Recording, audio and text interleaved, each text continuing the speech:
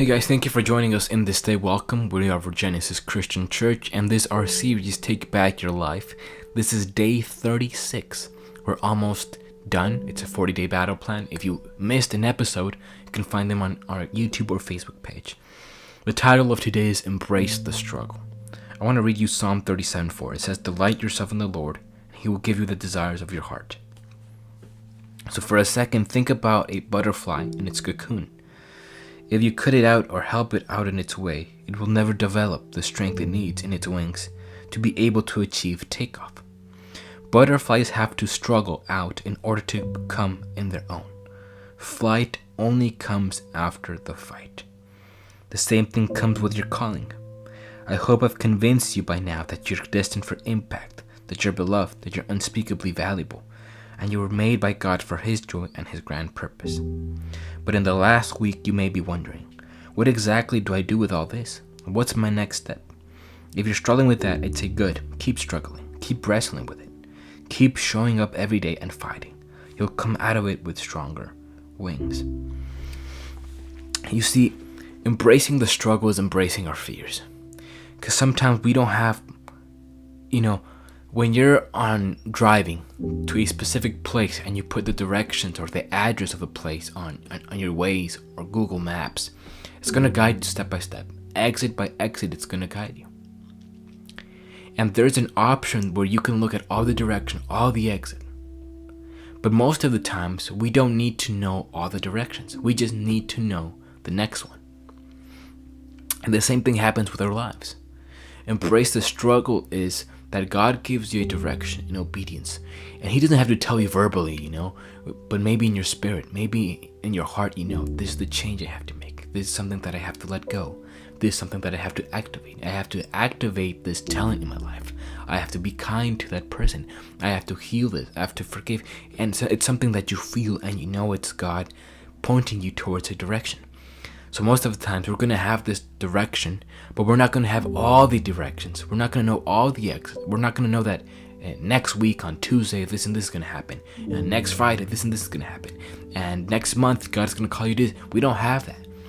Most of the time, it's one direction after the other. And that is sometimes a struggle because sometimes God won't speak to us unless we've already obeyed what He has what He has spoken to us. In the same way, when you're obeying, that GPS or your Waze, and it's giving you a direction, you're going on the right path. It doesn't speak to you.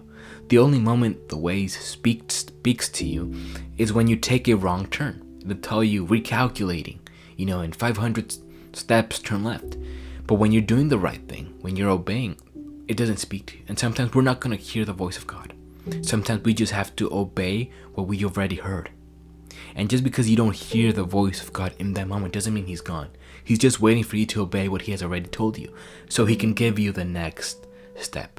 God is always with you. He's always going to help you. He's going to strengthen you. But sometimes you're not going to hear. And sometimes that's a struggle for each and every one of us. And you have to embrace it.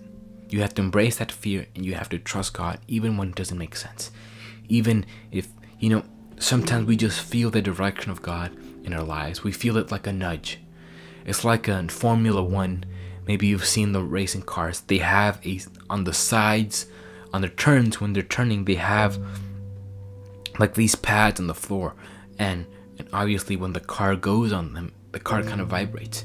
And it lets the driver know that he has to turn a little bit more left or a little bit more right, or else he's going to go out of the track. In the same way, God's going to help us. He's going to nudge you towards the right direction. And it's going to be a struggle.